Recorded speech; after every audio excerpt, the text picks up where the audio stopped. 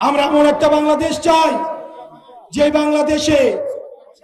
বাংলাদেশে ছেলে মেয়েদের বিদেশে যাওয়া কোনো স্বপ্ন হবে না।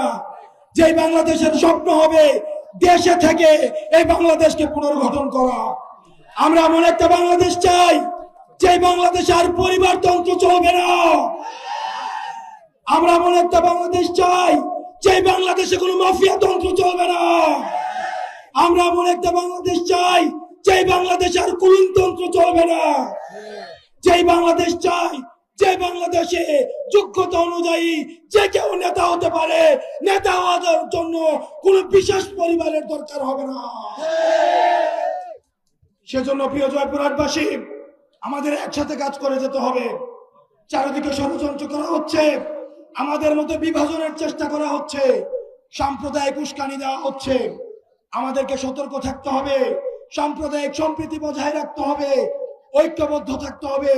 জুলাইয়ের সকল শক্তি ঐক্যবদ্ধভাবে আমরা পরবর্তী বাংলাদেশ বিনির্মাণ করব।